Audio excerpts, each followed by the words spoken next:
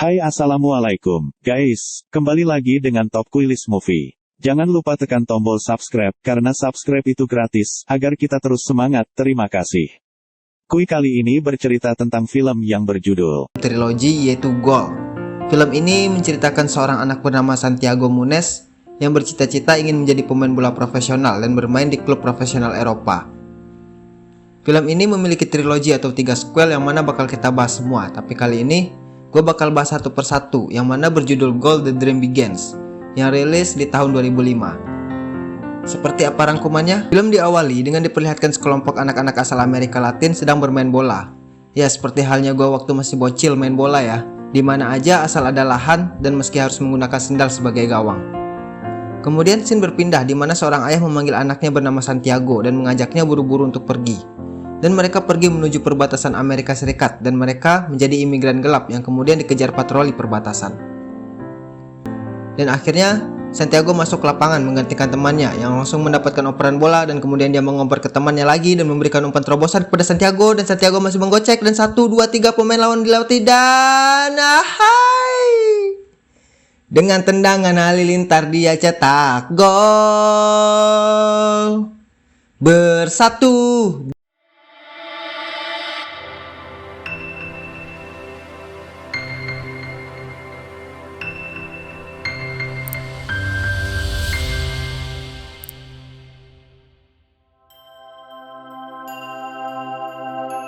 Ia adalah pemain bola jenius. Dengan santai, ia menggiring bola dan menendangnya, melesat ke gawang. Pelatih lawannya berang. Kakinya tidak stabil, terlalu menunduk, tendangannya terlalu rendah. Pria ini tahu teknik bermainannya salah. Tapi, si jenius tidak bisa dihentikan siapapun. Ia terkagum-kagum. Sebagai pencari bakat, Foy seumur hidup baru pertama kali melihat jenius model begini. Pertandingan selesai. Foy tidak sabar mengajak si jenius kenalan. Ia mengajak si jenius bergabung di timnya, yaitu tim unggulan Inggris, Newcastle United. Si jenius sangat senang. Ayahnya justru marah. Memangnya kamu siapa? Orang desa bermimpi jadi bintang bola. Sungguh mimpi di siang bolong? Tapi, si jenius meyakininya. Ia bernama Santiago. Ia lahir di daerah kumuh Meksiko. Saat ia berusia 10 tahun, ayahnya menyelundupkan mereka sekeluarga dari Meksiko ke Los Angeles. Selama 10 tahun, Santiago selalu sibuk dan bekerja serabutan. Ia muak didiskriminasi. Hanya boleh cuci piring. Bahkan, ia tak boleh menjadi pelayan. Hanya karena ia orang Meksiko. Selama ini, yang membuatnya bertahan, hanyalah mimpi menjadi bintang sepak bola. Awalnya itu hanya mimpi. Tapi, sekarang ada yang percaya dan mendukungnya meraih mimpi. Ini kesempatan emas yang harus diambil. Ayahnya mengira itu mustahil. Di mata ayahnya, hanya ada 2 jenis manusia. 1, orang yang kaya dari lahir. Satunya lagi, orang miskin seperti mereka. Mustahil untuk mengubah nasib. Kalau mau hidup, kerja saja. Jangan mimpi. Ayahnya memarahinya. Akhirnya, Santiago tak tahan lagi. Itu hidupmu? Bukan hidupku. Apa orang miskin harus miskin seumur hidup? Ia ingin mengubah takdir. Tapi, karena miskin, ia tidak mampu terbang ke Inggris. Berbeda dengan ayahnya, neneknya percaya Santiago mampu. Ia menguras seluruh tabungannya, dan membelikan Santiago selembar tiket ke Inggris. Ia mau Santiago berani mengejar mimpi. Tak lama, tanpa sepengetahuan ayahnya, Santiago terbang ke London, lalu pergi ke Newcastle. Foy membawanya ke Stadion St. James Park. Santiago mengira ia diterima. Tapi, ia salah menilai dirinya. Ia jatuh berkali-kali di tengah hujan. Bahkan terpeleset saat melakukan gerakan dasar. Permainannya kacau balau. Bagaimanapun, ia tetap diberi kesempatan latihan. Ia tak tahu, Foy lah yang memohon pada pelatih supaya menerimanya. Di tim Newcastle United, ia harus berusaha ekstra keras. 1 orang melawan semua. Bakatnya kalah melawan teknik. Pelatih sangat kecewa. Santiago berbakat, tapi tidak paham kerjasama tim. Tak lama, Santiago memperoleh kesempatan bertanding. Tak ada yang tahu Santiago memiliki rahasia besar. Ia merahasiakan penyakit asmanya. Karena itu kelemahan fatalnya. Sebelum bertanding, ia diam-diam mengambil obat. Tiba-tiba, temannya sengaja. Santiago putus asa. Ini pertandingan resmi pertama Santiago. Semua orang menunggu aksi hebatnya. Pertandingan pun mulai. Ia lari terengah-engah. Badannya sangat lemas. Ia tidak bisa fokus. Pelatih sangat kecewa dan memintanya keluar. Petualangan si jenius pun berakhir. Demi mimpi, ia jatuh bangun. Sekarang waktunya menghadapi kenyataan. Dengan terpukul, Santiago bersiap pergi. Tak sengaja ia bertemu pemain top di timnya, Gavin. Gavin memohon pelatih untuk memberikannya satu kesempatan lagi. Di lapangan, Santiago bermain dengan luar biasa. Ia berputar, menggiring bola, dan menembak tanpa ragu. Ia sangat bersinar di pertandingan. Fans yang menontonnya makin banyak. Ia akhirnya menjadi pemain inti di tim, dan memegang peran penting. Ayahnya masih marah, karena Santiago kabur. Santiago sedih sekali. Ia hanya ingin ayahnya bangga. Tak lama, ia menjadi pemain pengganti, dan bertanding di Craven Cottage, Newcastle United melawan Fulham. Pertandingan ini sangat penting. Pertandingan Liga sisa 2 lagi. Newcastle United harus memenangkan semua, supaya bisa bertanding di Liga Eropa. Ribuan penonton dengan tegang menonton.